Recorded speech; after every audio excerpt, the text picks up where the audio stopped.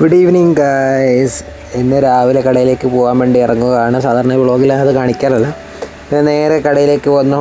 ഓരോ ഷട്ടറായിട്ട് തുറന്നുകൊണ്ടിരിക്കുകയാണ്. എനിക്ക് പ്രോഗ്രാമില്ലാത്ത ദിവസം ഞാനാണ് വന്ന് തുറക്കാറ്. പ്രോഗ്രാമുള്ള ദിവസം മാത്രം ചെറിയ വ്യത്യാസങ്ങളിൽ പപ്പയോ അമ്മയോ അങ്ങനെ ആയിരുന്നു. ഇപ്പോൾ സ്റ്റാഫില്ലാത്തതുകൊണ്ട് അങ്ങനെ. പിന്നെ നേരെ ഞങ്ങൾ കരിവെള്ളൂർക്ക് പിടിച്ചു. ഫസ്റ്റ് നൈറ്റ് കരിവെള്ളൂർ ഉണ്ടായിരുന്നു.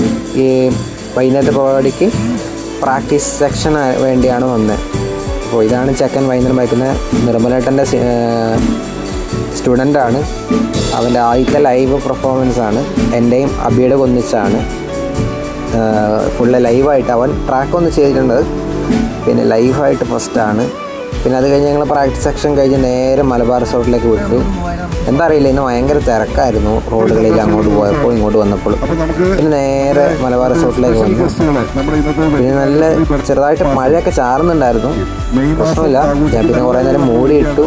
പിന്നെ ഇവർക്ക് മലയാളീസാണ് കൊച്ചിയിൽ നിന്ന് വന്ന്. ഇവർക്ക് പരിപാടി ഇഷ്ടപ്പെട്ടിട്ടാണ് ഞങ്ങൾ രണ്ടാമത്തെ ദിവസം ഒന്നുകൂടി വിളിച്ചത്, അവർക്ക് വേണമെന്ന് പറഞ്ഞിട്ട്. പിന്നെ ഞങ്ങൾ അവിടെ നിന്ന് മെല്ലെ ഇറങ്ങി.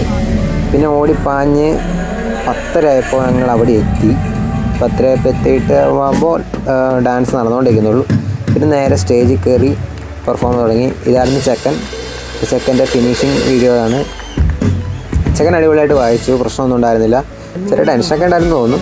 പക്ഷേ അത് ആദ്യമായിട്ട് വായിക്കുമ്പോൾ എനിക്കും പണ്ടുണ്ടായിരുന്നു ഇതേപോലെ കയറുമ്പോൾ. പിന്നെ നേരെ അവിടുത്തെ കഴിഞ്ഞ് നേരെ വിട്ടു. വരുന്ന വഴി ഒന്നും കഴിച്ചില്ലായിരുന്നു. മലബാറിൽ നിന്നായിരുന്നു സാധാരണ കഴിക്കുന്നത്. അവിടെ നിന്ന് ഇവിടെ എത്തേണ്ടതുകൊണ്ട് ഒന്നും കഴിച്ചില്ല. പിന്നെ വരുന്ന വഴിക്ക് ദിച്ചായി ചെറുവത്തൂരിൽ നിന്ന് ഒരിത് കഴിച്ചു. പിന്നെ 1:02 ആയപ്പോൾ അബിയുടെ വീട്ടിൽ നിന്ന് ഇറങ്ങി. പിന്നെ നേരെ വച്ച് പിടിച്ചു. നല്ല മഴ ചാറുന്നുണ്ടായിരുന്നു. 1:32 ആയപ്പോൾ വീട്ടിലേക്ക് എത്തി. ഓക്കെ ഗൈസ്, അപ്പോൾ സപ്പോർട്ട് ചെയ്യുക.